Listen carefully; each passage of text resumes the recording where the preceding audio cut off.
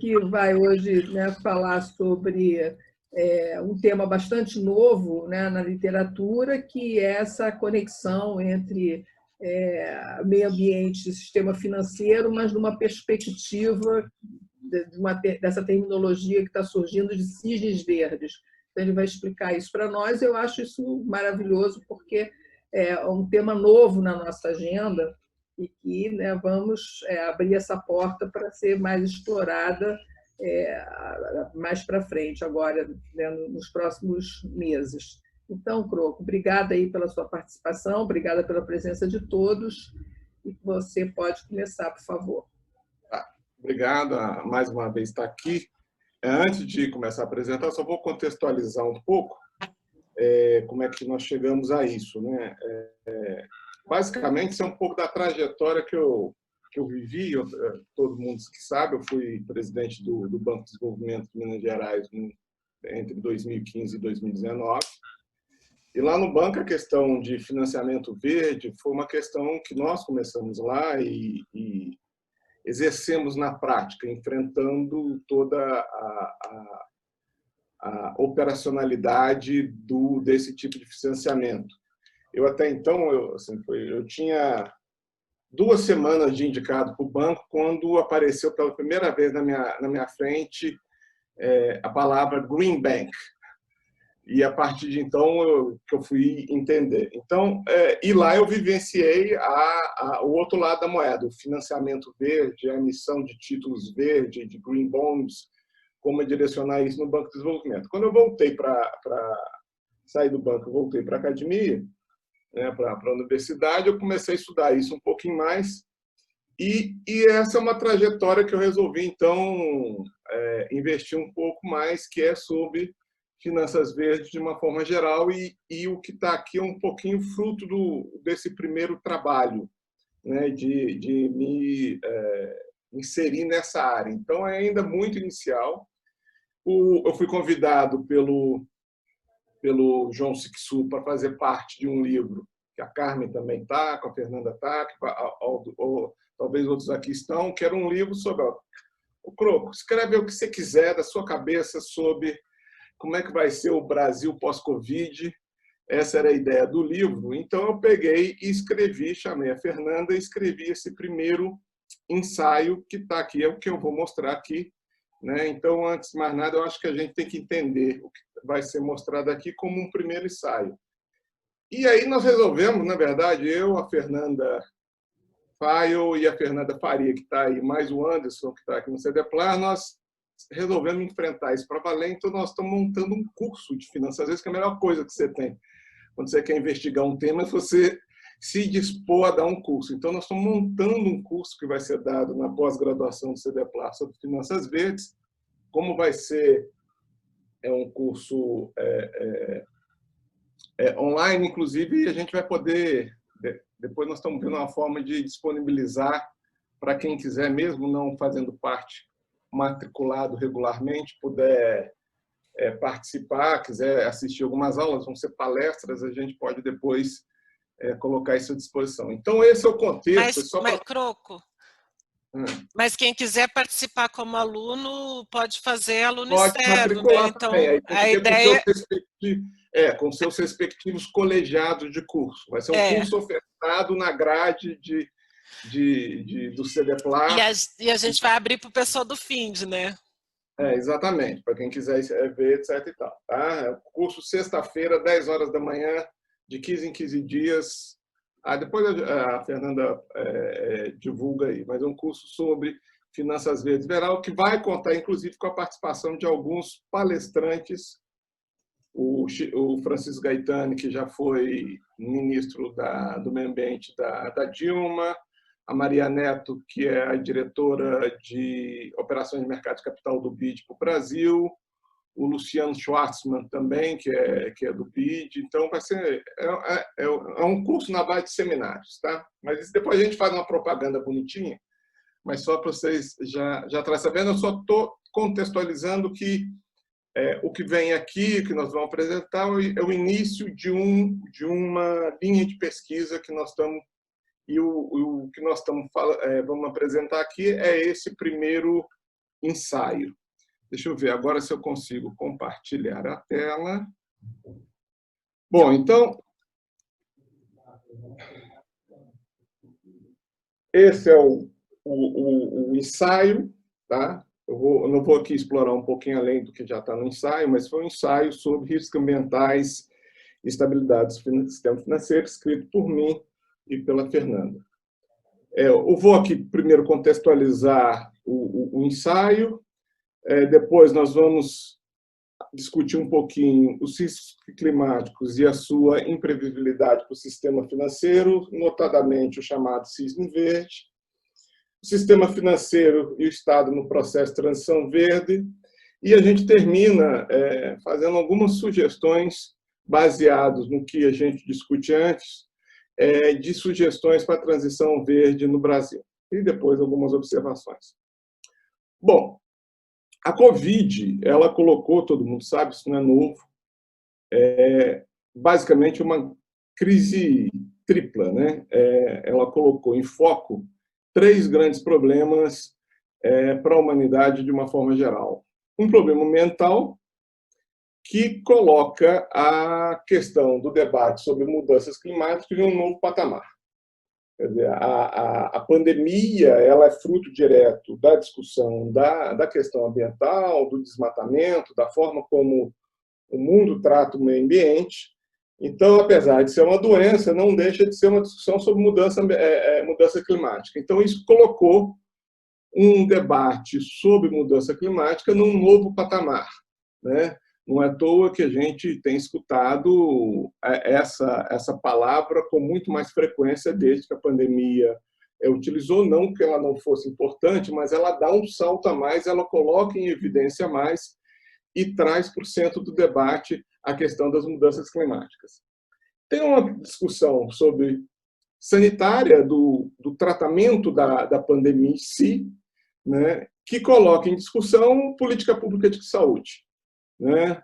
Coloca em discussão claramente, não só no Brasil, mas no mundo inteiro, a necessidade de se lidar com doenças que têm as características pandêmicas, né? Apesar de hoje em dia já começou uma discussão que não é mais pandemia, é uma sindemia, aí depois tem uma discussão que saiu recentemente, mas eu não vou entrar aqui. Mas a pandemia colocou claramente como tratar a população de uma forma geral, em larga escala, e isso coloca em discussão central o sistema de saúde, seu complexo industrial e de inovação. Não é uma questão simplesmente de você ter atendimento para todo mundo.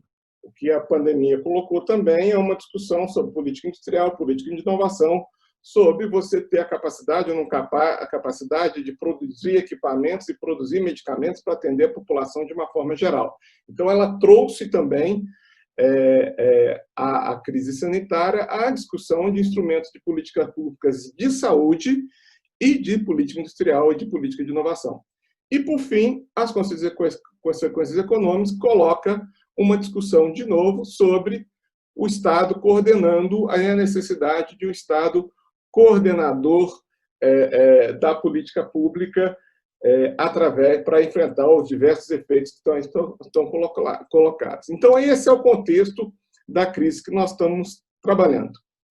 E, paralelo a isso tudo, né, nós vamos focar como a pandemia, e isso está por trás da questão do meio ambiente, está por trás da questão da política industrial, inovação e política sanitária, e está por trás da política econômica como um todo, os desafios que são colocados para o sistema financeiro como um todo. E, basicamente, o que isso coloca hoje, dado o grau que está colocado, 2 perguntas básicas ao sistema financeiro, de uma forma geral. Ele está preparado para enfrentar os riscos das mudanças climáticas? 2. Ele está preparado para fornecer o funding necessário para atender às mudanças produtivas, não só produtivas, viu, gente? Aqui eu coloquei produtivas, mas as mudanças em todo o espectro econômico e social necessário para lidar com o processo de mudança climática. E é isso que nós vamos tentar discutir aqui um pouquinho.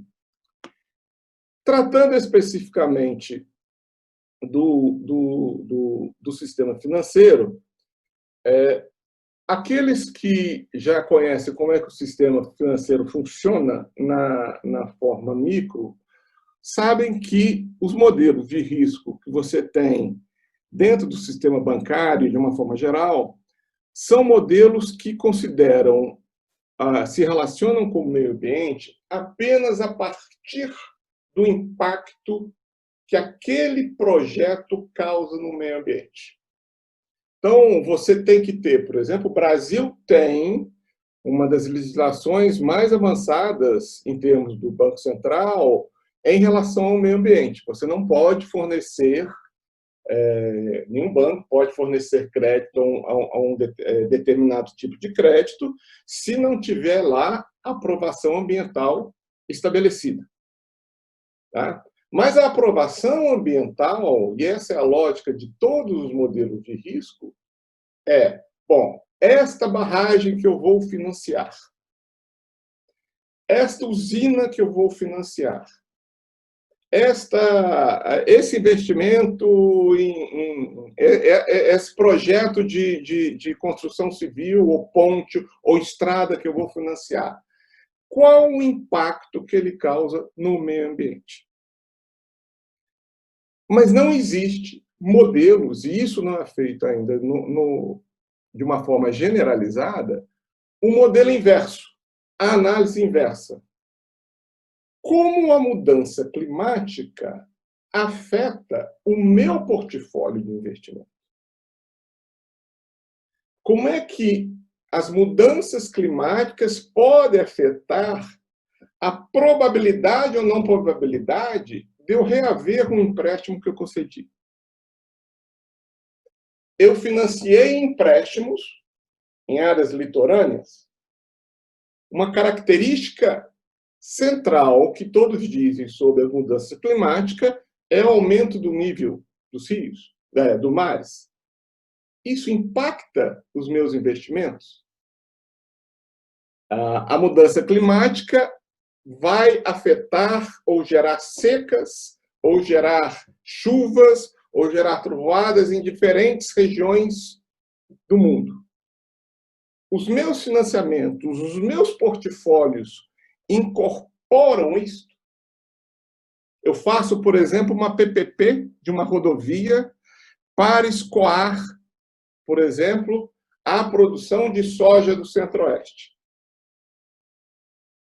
E faço todo o meu modelo de risco. E quando eu faço o meu modelo de risco, eu estou pressupondo, e isso no sistema bancário, eu estou pressupondo que as condições climáticas que fazem do Centro-Oeste o melhor local para se produzir soja hoje vão se perpetuar eternamente.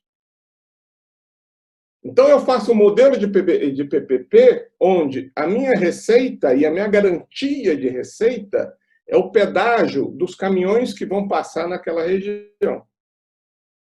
Mas só para antecipar um pouco, não sei se vocês sabem, existe um estudo no Ministério do Meio Ambiente que, caso o cenário de aquecimento global acima de 2 graus se concretize, o Centro-Oeste não será mais o local propício para o plantio de soja. E isso é nesse sentido que eu estou dizendo que o setor financeiro não incorpora os riscos climáticos. Então, é necessário hoje que foi colocado, e hoje existe uma discussão muito grande no BIS e no sistema financeiro de uma forma geral, da gente tentar incorporar os riscos climáticos de uma forma geral, tanto nos modelos de supervisão financeira, como também no modelo de alocação de recursos e alocação de capital pelo sistema privado, pelo sistema financeiro. Os riscos climáticos, só para vocês entenderem, nós vamos reduzir eles a 2, os chamados riscos físicos e os riscos de transição. Por que não quer passar?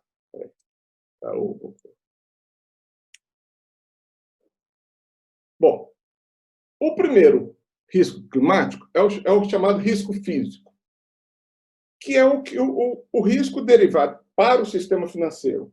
É o risco que você tem numa determinada região, você teve um acidente climático, lá uma enchente, uma cheia, por exemplo, você teve lá aquele famoso Catarina, aquele furacão Catarina, que inundou toda a região de Nova Orleans, lá uma grande tragédia. Aquilo significa, do ponto de vista para o sistema financeiro, o quê? Vários investimentos ali colocados, gera uma crise econômica naquela região, que, de tal forma que os investimentos ali feitos não são capazes de honrar os pagamentos bancários que eles têm. E isso faz com que o sistema financeiro tenha um rebatimento interno de um tufão. Não porque ele foi afetado, mas por os setores da qual ele está alavancado tem um impacto. Então, esse é o risco físico. O risco físico é a tragédia em si e as consequências da tragédia causa a atividade econômica e o seu contágio ao sistema financeiro. Existem determinados tipos de eventos que eles são de tal magnitude que eles foi relacionado aos chamados cisnes negros típicos do mercado financeiro, que são a crise de 2008, que são crises financeiras que você não consegue prever, que afetam o sistema financeiro como um todo.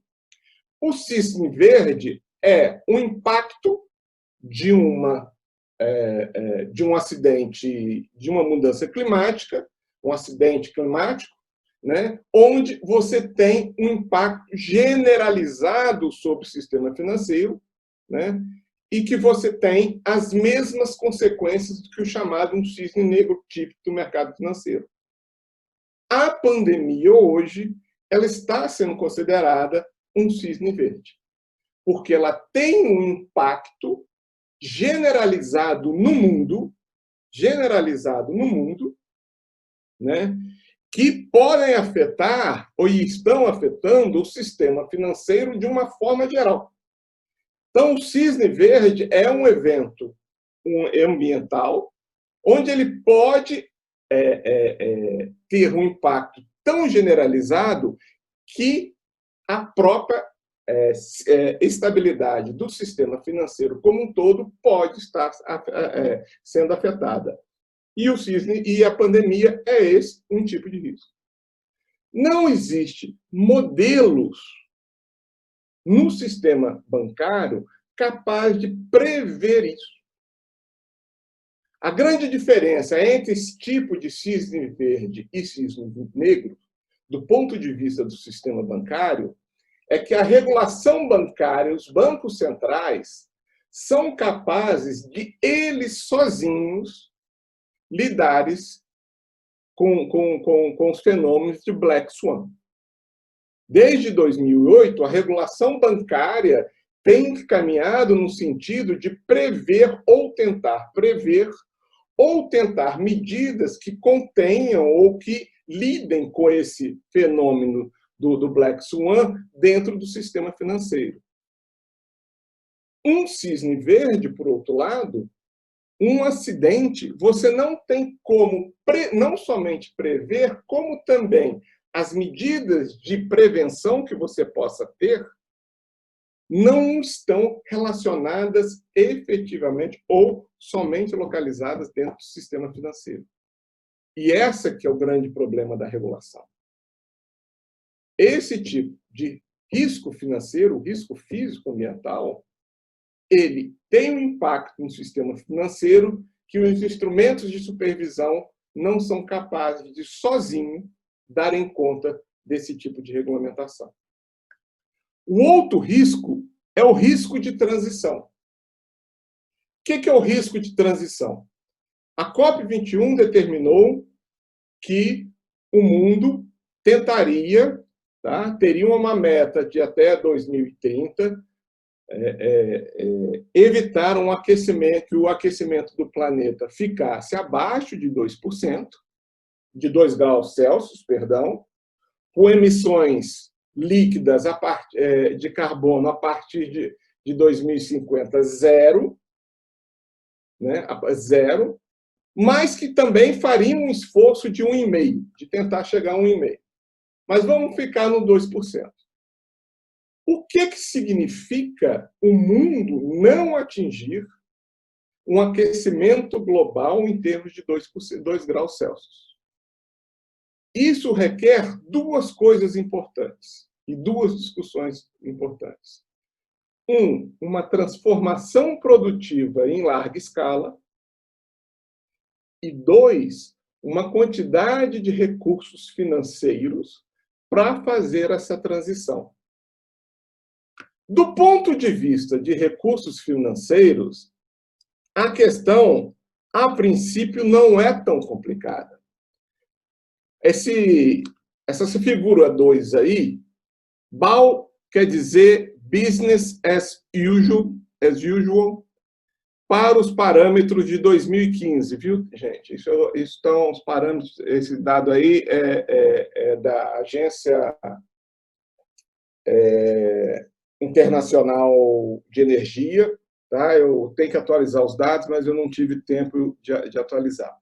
Mas esse dado aí, ele mostra que business as usual, para o cenário de business as usual, você em 2015, em média, de 2015, você teria uma média de 435 milhões de investimentos sendo efetuados no mundo, né, nesse período. Né. Para que você conseguisse uma transformação produtiva verde que permitisse que o mundo não se aqueça a mais de 2 graus por cento, você precisaria de um total de 447 trilhões de dólares.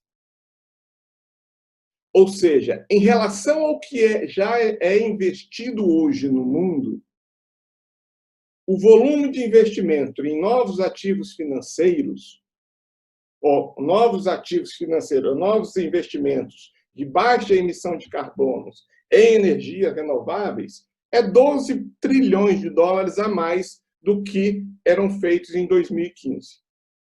Então, o esforço de investimento não é necessariamente muito grande. O que é grande é que esse investimento tem que ser feito em outro tipo de capital, em outro tipo de equipamento. Você tem que fazer uma realocação de capital brutal em ativos de intensivos em emissão de gás carbono para ativos não intensivos em emissão de gás carbono. E aí entra um conceito que eu aprendi, que chama-se orçamento de carbono. Orçamento de carbono é a quantidade de emissão de carbono que você pode ter para você atingir um nível de aquecimento global em uma determinada época.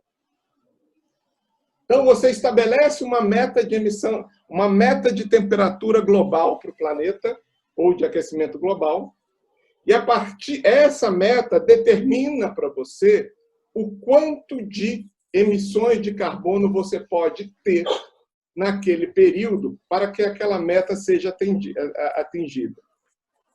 Então, em 2016, baseados nos cálculos de 2016, você tinha potencialmente de carbono, de emissão de carbono, cerca de 3 milhões de toneladas de carbonos que estão disponíveis para ser emitidas na atmosfera. Mas, sendo aí, olha, aí você vê o que é isso só em energia, viu, gente? Só em energia, tá? Eu não estou residência, nem só em energia. Sendo aí em preto mais forte, carvão, que era cerca de 1.600 toneladas, né?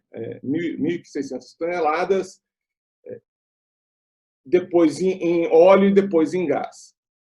Mas, para atingir um aquecimento global de apenas 2%, com 66% de probabilidade de que o mundo aqueça só a 66%, nós poderíamos apenas consumir ou emitir desse potencial que temos menos da metade, ou cerca dali 35%, que é esse total azul.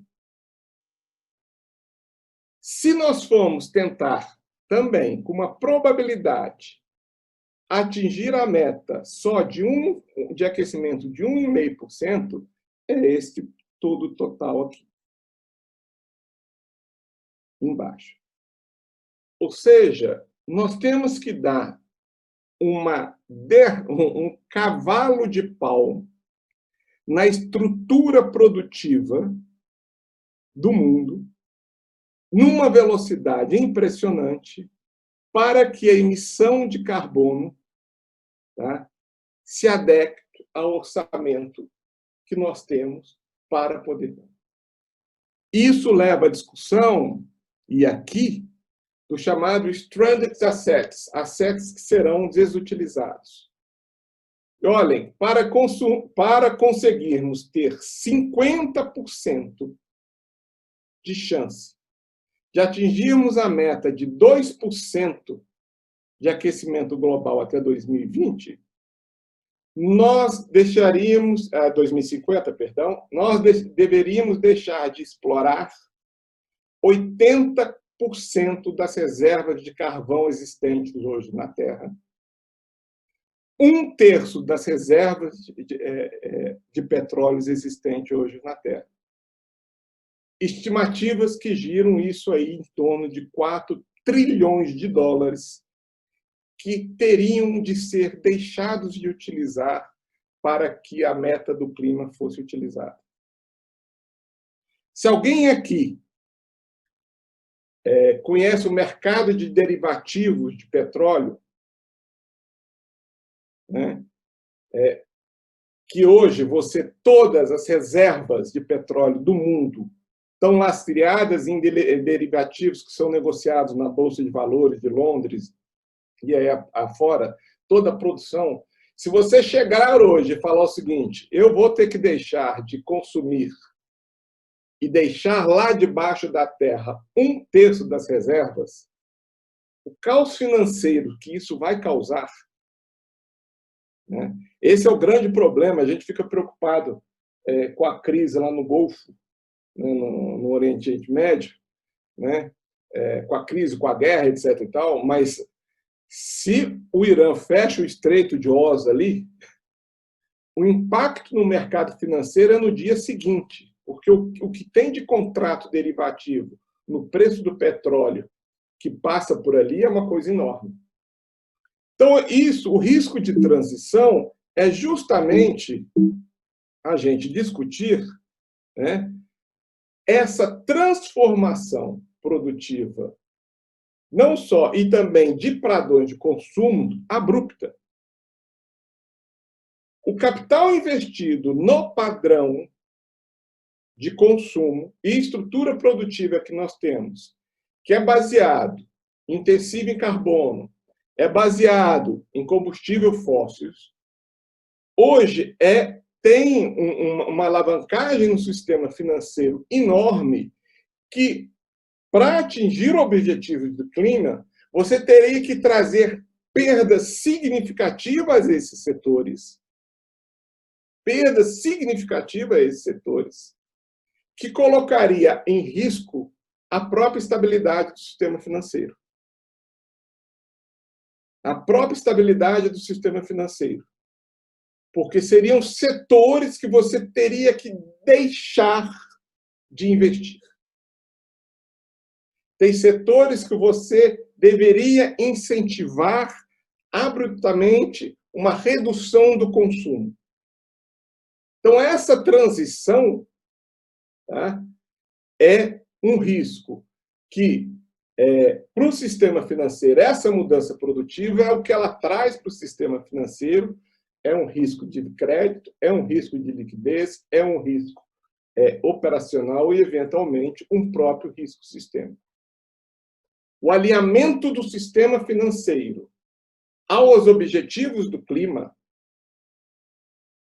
implica em perdas significativas, implica em um risco de alavancagem que o sistema financeiro tem para operar dentro daquele limite de carbono, né, que é significativo. Né? E esse é o paradoxo da transição. Conseguir atingir o objetivo do clima, não aquecer mais do que 2%, tá? E, para isso ser feito, nós já estamos perdendo tempo, você vai ter que ter uma rápida mudança. E quem disse isso é o Carney, que é o presidente do Banco Central britânico.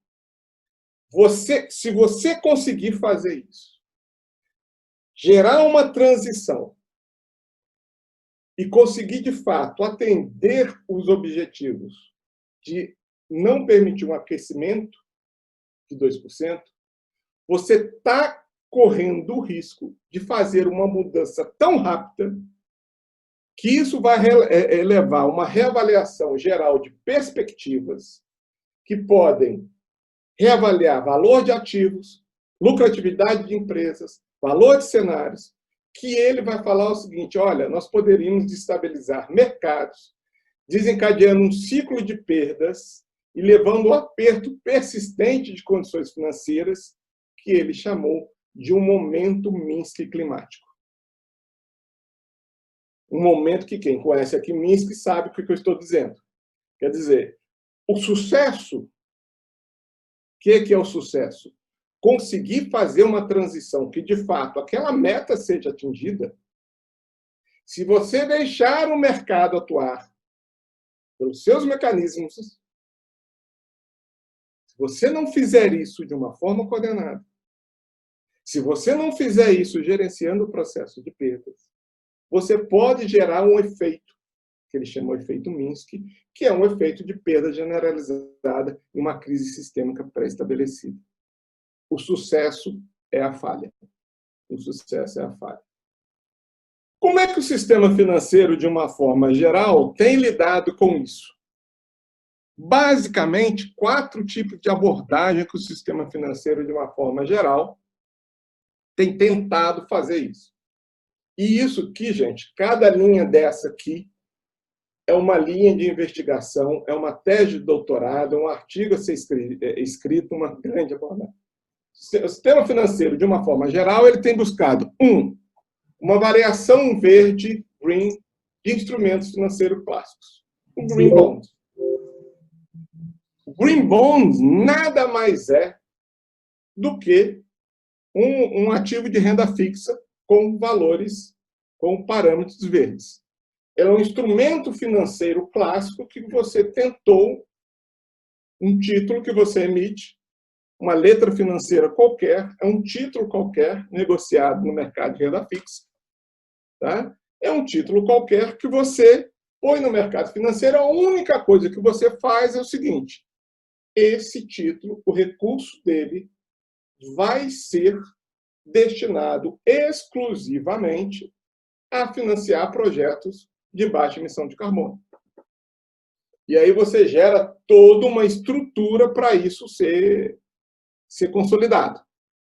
Né? Você vai gerar agências ou agentes, que é o second opinion, né? Agentes reguladores que vão dizer para os investidores: podem investir aqui, porque, de fato, você vai investir em projetos verdes. Para quem não sabe, quando você emite um Green Bond, você já tem que ter um pipeline de projetos pela qual você vai alavancar aquele recurso. Você vai investir aquele recurso. Você tem que ter o pipeline. Não é uma emissão de uma letra financeira qualquer, onde você capta o recurso e o mercado financeiro só diz: olha, investe onde você quiser esse recurso, ou eu só quero ter o meu X% de volta. Não, um Green Bond você já emite com toda a estrutura de projetos que você vai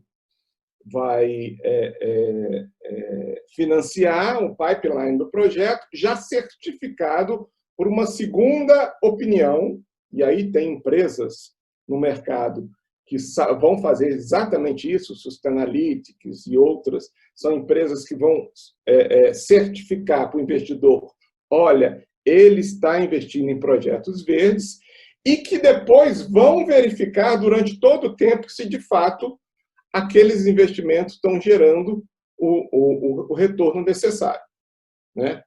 Por enquanto, é só essa diferença, viu, gente? Eu, quando eu estava na presidência do banco, nós rodamos o mundo tentando fazer uma emissão de green bonds, rodamos o mundo, mas na hora do pega para capar, o que pesa é o preço.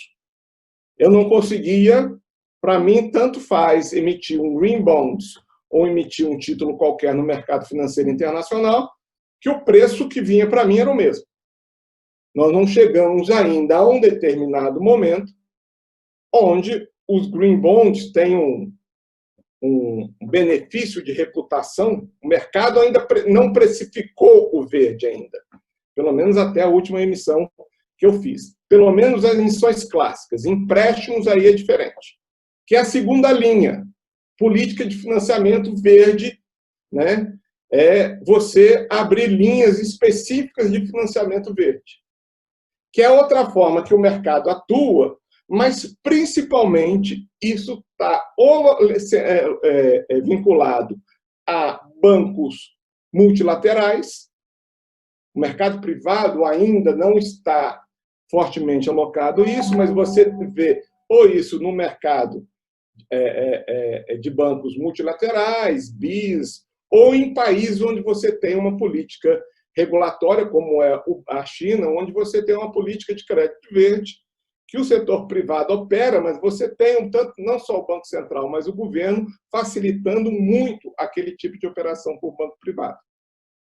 Então, a segunda forma de você fazer esse alinhamento é você tentar as políticas de crédito. E hoje, você vai no BID, AFD ou as agências nos bancos, de uma forma geral, os bancos públicos ou os bancos de desenvolvimento que estão com políticas. A AFD, por exemplo, colocou sua meta de até 2021, toda a política de financiamento dela ser 100% verde.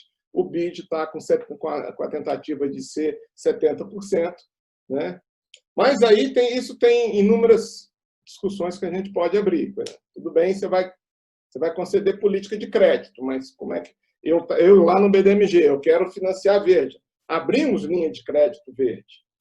Mas eu vou pegar dinheiro aonde? Se eu pego dinheiro no mercado privado normal, eu não consigo fazer uma política de crédito barata para verde. Aí é uma outra discussão que aí vai dar.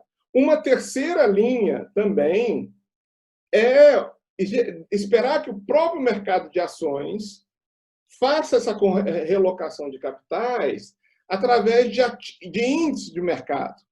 Os índices do 50+, Standard & Poor's, índices Nasdaq. Esses índices que o mercado de capital, que são índices onde você tem determinado tipo de setores e determinado tipo de empresas, os índices são normalmente ponderados pelo valor das empresas que estão ali, e você tende, através da valorização desses índices, canalizar o investimento em ações para aquele tipo de empresas, para aquele tipo de projetos. Mas a maioria dos índices que nós temos hoje no mercado de capitais não tem projetos ou empresas que mexem com energia limpa. A sua grande maioria desses indicadores que orientam o investimento, principalmente no mercado secundário de crédito, no mercado secundário, né? Esses indicadores normalmente ainda são fortemente concentrados em empresas dos chamados da energia marrom. Existem algumas iniciativas de criar esse índice. A Europa é o único que tem até hoje, criar um índice na Bolsa só com empresas que trabalham com projetos. Então, estão ali as empresas de energias renováveis, as empresas de saneamento, as empresas que têm verdes, e tentar criar que o mercado, por si só, ele faça essa conversão. E terceiro, a regulação bancária com preocupação verde. E isso é uma discussão que está hoje no BIS. Né? O BIS hoje tem uma discussão muito forte de você tentar ter uma Basileia com regulação verde, com preocupação verde, mas é uma discussão muito complicada ainda, porque todos os modelos de risco existentes hoje que os bancos utilizam são modelos de risco que trabalham com backward looking. Quem trabalha em banco, aí você sabe, os modelos de risco, os bancos não abrem isso, ninguém abre. Qual é o seu modelo de risco, não é obrigado a abrir, você só abre para o Banco Central. Mas a gente, quem já atuou lá, sabe que são modelos baseados em estatísticas, baseadas em valores passados. E a mudança climática, o que ela traz, de novo, é que você está atuando num período de tempo que é muito grande e você tem que fazer projeções futuras sobre esse impacto das mudanças climáticas. Então, o próprio BIS reconhece que, se você for incorporar os riscos ambientais e esses riscos sobre os ativos bancários, você tem que mudar completamente os modelos que você usa. E é interessante que o próprio BIS fala no seu... Quem leu aquele livro Green Swan, que é um livro muito bom sobre isso, eles falam em certeza fundamental, eles falam... Todos aqui falando para um grupo mais pós-keynesianos, todos aqueles argumentos de incerteza, eles incorporam, né? Que isso, a mudança climática, ela é incapaz. O que é a mudança climática, o risco climático, ele, do ponto de vista da modelagem dele, a única coisa que a gente tem é certeza que ele vai acontecer. Mas não existe modelo gerado pela ciência para saber exatamente quando que ele vai acontecer. É imprevisibilidade. Então, você está trazendo isso, você tem que trazer esse risco para dentro da modelagem bancária, e os modelos bancários são baseados em comportamento convencional, baseados no que o passado vai repetir o futuro. Tanto os modelos de crédito, de risco, todos aqueles modelos são baseados em um tipo de modelagem completamente distinto. Então, você não consegue incorporar isso, e esse. Então, assim que eles têm tratado isso. Né? Essas soluções de mercado que estão colocadas aí, sofrem de dois problemas. Primeiro, é o que o Mark Conner chamou a tragédia do horizonte temporal, que é o descasamento do prazo de maturação de um investimento verde e do risco verde, e o período em que o governo, não o Estado, e o governo, os investidores, requerem seus lucros e externalidade de seus projetos. Aqui, eles não colocam, não falam, mas é o problema do curto prazismo, da financiarização do mercado de capitais. Qualquer modelo ou modelagem de mercado de capitais, quer seja portfólio de fundos de investimento, portfólio de fundos de pensão, asset management, risco de empréstimo, você trabalha com um período de tempo, você projeta, mesmo baseado no passado, mesmo que seja um modelo baseado em evidências, você trabalha em média, tem artigos que estão aqui, que podem passar, trabalha em média no máximo para 5 anos. Mesmo os gestores de fundo de pensão, quando fazem investimento, apesar de eles estarem trabalhando com um fundo que tem uma gestão atuarial de longo prazo, eles trabalham com a gestão dos seus fundos com prazo de 5, 6, 7 anos no máximo. Mas o problema é que os impactos ambientais e os riscos ambientais têm prazos muito maiores. Tem uma previsibilidade muito maior. Então, existe um descasamento completo entre, um descasamento temporal entre a forma do sistema financeiro lidar com a previsibilidade e lidar com, por exemplo, lidar com o grau de risco ou o grau de lucratividade temporal que eu vou fazer para o meu investimento e a previsão do clima. Esse descasamento é um descasamento complicado. Segundo ponto que isso é a própria estratégia que eu já disse, a própria estratégia de alocação de ativos. Gestores de ativos, por que nós estamos discutindo aqui? Nós estamos que está por trás da discussão. Nós temos que fazer um processo de transição. Para fazer esse processo de transição, a gente tem que realocar investimentos. Essa é a discussão. Tem um processo de realocação não natural dos investimentos de toda a economia global. Eles têm que deixar de financiar projetos que são intensivos em emissão de carbono para financiar projetos em baixo carbono. Como isso vai ser feito? Como isso vai ser feito? Então, o mercado tem dado aquelas opções. Green bonds, índices financeiros e um tipo de regulamentação. Ou política de crédito. Crédito a gente já viu que ele não faz. A realocação via mercado tem esse problema. Os gestores de ativos não têm instrumentos para incorporar a mudança climática. Então, não vai ser o seu gestor do fundo de pensão, não vai ser o gestor de pequenas fortunas, não vai ser os gestores dos fundos de investimento que vão fazer naturalmente, porque os modelos deles não se adequam. Os modelos deles não se adequam a esse tipo de previsão.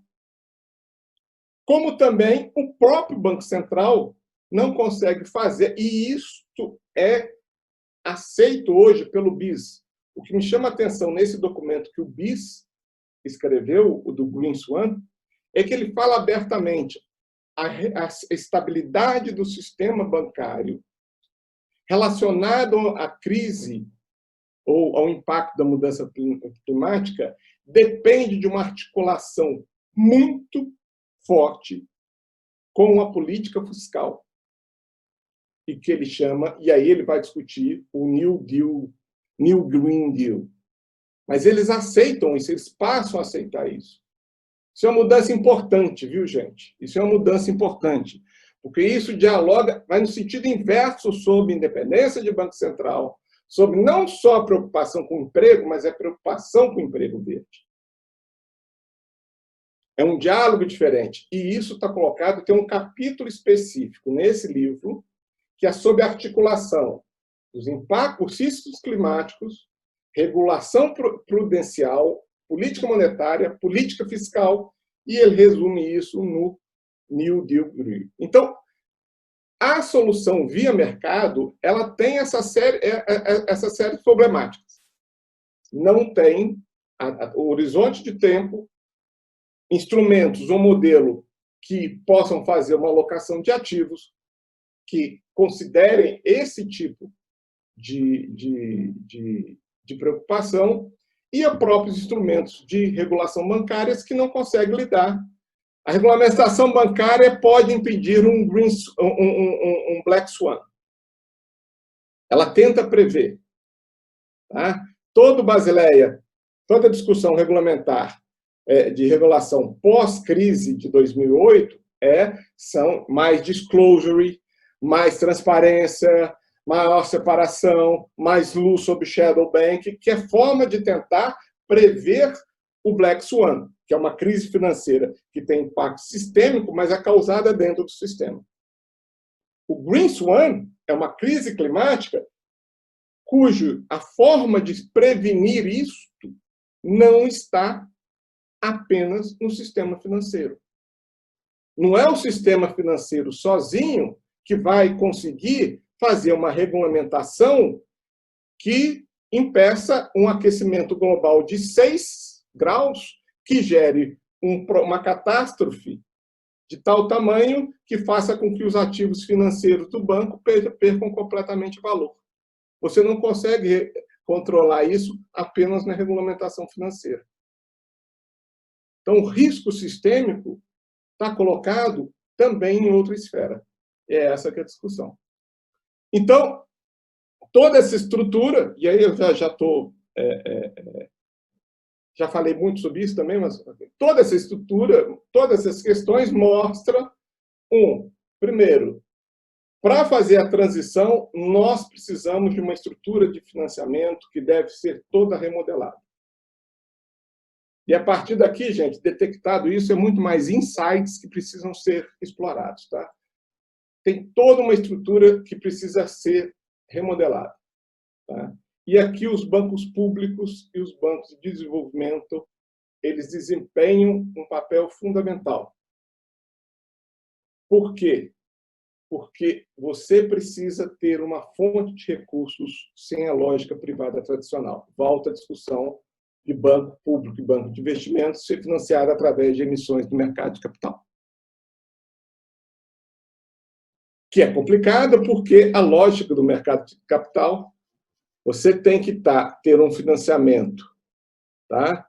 Que é verde e que é de longa duração, que é de longa maturação, tá? Que está sujeito a interferências, que é a lógica do mercado. Então, os bancos, você não vai fazer essa remodelagem verde simplesmente através... Porque, gente, a transição é muito grande. Porque não basta só... Tem dados que mostram o seguinte, se você triplicar os investimentos em energias renováveis, triplicar ou quadruplicar, tá? Energias renováveis nos próximos 5 anos, mas mantiver o mesmo volume de investimento que você tem hoje em energia suja, o aquecimento, a probabilidade de aquecimento global é de 6% no mesmo período. Então, não basta só financiar energia nova. Tem que parar de financiar energia suja. Para a gente operar dentro daquele orçamento de carbono, né, nos próximos 5 anos, praticamente, nós temos que zerar a emissão líquida. Não é em 2050. Na prática, os 2% de aquecimento global, ele já perdeu. Já perdeu. Eu não sei ainda, e não estudei ainda, e não sei os efeitos da pandemia, viu, gente? Os efeitos da pandemia pode ter gerado um espaço de carbono muito grande ainda. Eu não sei ainda, não vi ainda, porque você teve uma diminuição do nível de atividades. E você teve uma diminuição da poluição. Isso, na internet, a gente vê vários relatos, né? O Himalaia passou a ser visto lá pelo outro país, coisa que não acontecia há 40 anos.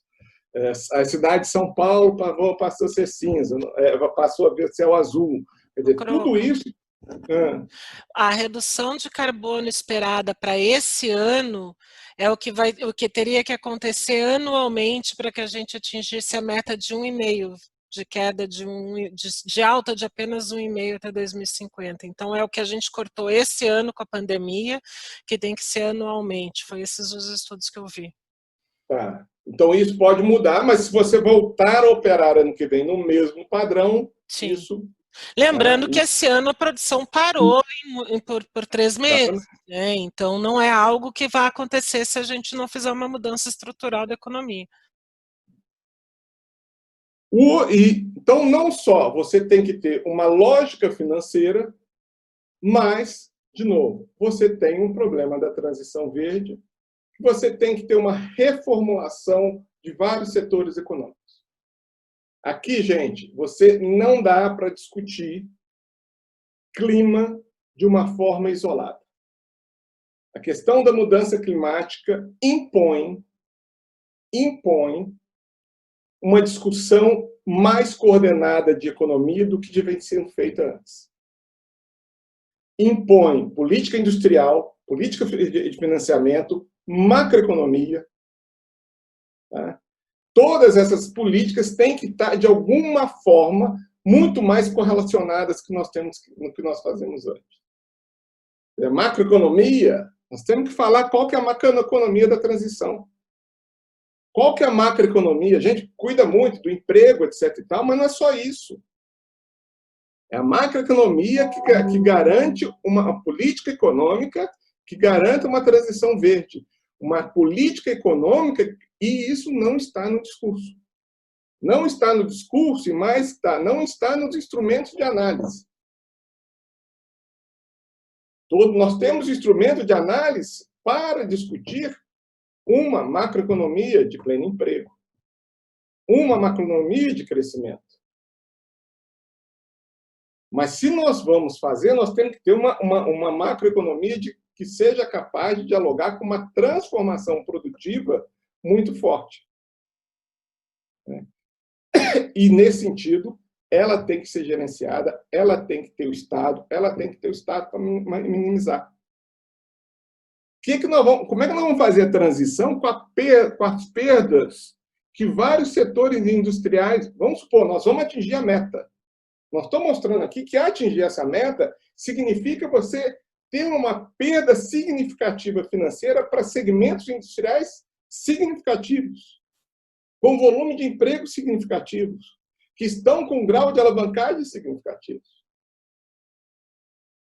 Por que a indústria automobilística vem falando há mais de 10 anos, 15 anos, que primeiro a gente tem que ir por carro híbrido para depois ir por carro elétrico?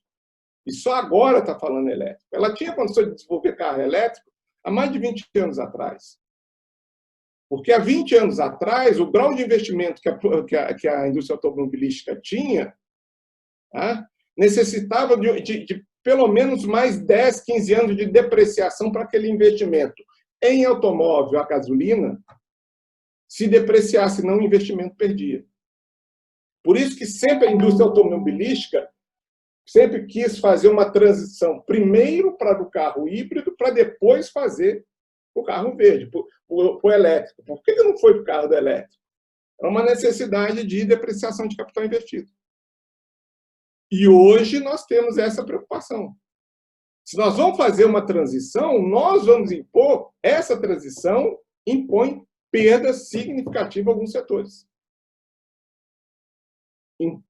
Implica em fechamento de emprego. E isso, eu não tenho dúvida que isso, se você não tiver um Estado planejador para fazer isso, não tem como você atuar. Então, tem um desafio que a própria mudança climática pode fazer. No Brasil, e aí o texto, tem algumas, nós temos aqui, já que o texto falava sobre ideias sobre o Brasil, como é que nós vamos fazer isso no Brasil? Isso aí tudo tem que ser pensado, explorado, está aqui para apanhar, basicamente isso, né? A política industrial de inovação é para fazer uma reconversão produtiva verde. Nós temos que ter uma política industrial, né, que tenha o verde na sua essência. Não dá mais em uma política de inovação. Na área de inovação, eu estou lá no Parque Tecnológico, né, a discussão, não sei se aqui quem é da área de inovação lembra da discussão da tríplice hélice, onde você junta governo, universidade e empresa para gerar um ambiente inovativo. Isso gerou parques tecnológicos, etc. Hoje nós já estamos na discussão da quíntupla hélice. A quádrupla hélice é a sociedade. Quer dizer, o processo de inovação você tem que discutir com a sociedade. E hoje, por exemplo, é uma discussão séria sobre isso. A inovação hoje tem que atender uma demanda da sociedade. Qual a demanda da sociedade hoje? É a vacina. É a vacina. É a proteção para novas pandemias. É a capacidade de ter equipamento médico em produção no seu país. Isso é a discussão com a sociedade. A quíntupla hélice que se discute hoje é o meio ambiente como drive de inovação. Todo o processo de inovação tem que ser pensado por uma transversalidade ambiental. Todo o processo. Nós temos que entender que inovação não é neutra. Inovação não é neutra. O Danny Rodrik escreveu outro dia um texto muito legal. Tem 2 textos do Danny Rodrik. Um que saiu no agora em janeiro, no Review of Trade and Commerce, a nova política industrial, está lá, e um textinho simples que ele publicou no Project Syndicate, que ele fala assim, que inovação não é neutra. Não é neutra em termos da distribuição de renda, né? Todo mundo sabe, existem estudos que falam que a digitalização, a transformação digital, estudo na McKinsey, vai acabar com cerca de 200 milhões de postos de trabalho no mundo nos próximos 10 anos. Isso tem consequências, né? Mas também não é neutra ecologicamente, não é neutra ambientalmente.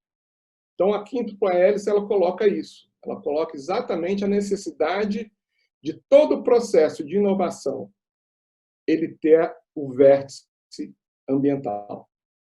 E todo o processo de política industrial você tem que ter uma reconversão produtiva verde. Esses fatores têm que estar inseridos ali. Uma nova missão do Estado, obviamente, não preciso falar, porque para isso tudo precisa ter também um Estado que seja um Estado planejador. E um Estado, e aqui mais do que nunca, em um Estado que não pode ser visto como um Estado que atua em falhas de mercado. Tá? Isso aqui é muito sério, e aqui, academicamente, o conceito de falha de mercado ele não dá conta de entender o papel que o banco tem que desenvolver numa sociedade para a transição verde, um banco público, ou o próprio papel do Estado tem que ter numa transição verde. Porque você tem que criar mercados, modular mercados. Isso é diferente de falha de mercado. O conceito de falha de mercado é bom para a gente discutir com o Stiglitz, mas aqui entre nós ele está errado, tá? E não serve. Banco de desenvolvimento, a atuação do Estado, não é para quando tem falha. Aqui não é falha, é construção de uma transição verde, a construção de uma sociedade, é uma missão do Estado em construir uma sociedade igualitária, uma sociedade menos desigual, uma sociedade sustentável. Uma outra sugestão, aí já nós só fomos dar uma sugestão de política monetária, que esse não é novo, Green Quantitative Transition ou Green Quantitative Easing. É uma solução que eu descobri ontem, que já está no Parlamento Europeu desde 2015, que é utilizar as políticas de Quantitative Easing, tá, diretamente para projetos que tenham impacto sobre o meio ambiente positivos. O projeto que a União Europeia estava discutindo no Parlamento Europeu inclusive, nem passava pelo banco. Isso o Nelson falou outro dia na coisa. O banco vai direto nas empresas, compra ativo podre, compra. As empresas que vão ter uma desvalorização bem grande, porque elas são poluidoras, vão ter que deixar de ser investidas, o consumo delas vai cair, etc. Essa empresa vão ter uma série de ativos que você pode utilizar o processo de quantitative easing condicionado. Eu vou fazer banco ou empresa, mas principalmente empresa diretamente, se esse projeto, tá? Eu te dou a facilidade de compra de ativos podres se o projeto estiver ligado essencialmente ou fundamentalmente a investimento em transição verde. Você, inclusive, gera um novo padrão de crescimento, né? Isso aí você pode discutir dentro do New Deal Green Deal, você pode discutir coisas. E, por último, também, nesse modelo de transição, vai ter alguém para arcar com esse monte de ativos, se a gente for fazer para valer uma transição verde no Brasil, vai ter alguém para arcar com esse monte de ativo podre, que serão os ativos das empresas, inclusive petroleiras, que tem por aí. E aí, nós estamos sugerindo uma empresa de compra de ativos no molde da Engeia, condicionado ao investimento verde. Isso tudo é ideia inicial, viu, gente? O texto era um ensaio, não é artigo científico, viu, gente? E a ideia do texto, do livro que o Sixu propôs é: solte sua imaginação, depois a gente aprofunda academicamente como é que vai ser essa coisa. Então, nós fizemos aí um texto que era um texto de algumas ideias que a gente pode introduzir e pesquisar para que isso se torne... E não tem coisa muito nova aqui, não. É só adaptando para o verde. Então, acho que então é isso. Quer dizer, em linhas gerais, é isso, quer dizer, que a gente tentou trazer, é problematizar. Né? E a Covid, eu acho que ela traz isso. Né? Nós temos um problema se a gente quer... A Covid trouxe o problema do clima. Nós temos que tratar o problema do clima agora, gente. Acabou. Não existe mais nenhuma outra possibilidade de... Acabou, por exemplo, saiu, né? Não existe mais nenhuma possibilidade de não enfrentar os problemas do clima. Está aí, está colocado. Escutei uma frase da reitora outro dia do UFMG: olha, nós temos que... não temos que filosofar sobre o meio ambiente mais. Ele está colocado aqui, ele é o nosso dia a dia, nós temos que incorporar, tem que ser transversal, tem que ser em todos os setores. Está colocado aí de qualquer forma. E os instrumentos de mercado, eu acho que não dão conta. Apesar de não achar que só o setor público dá conta. Nós temos que...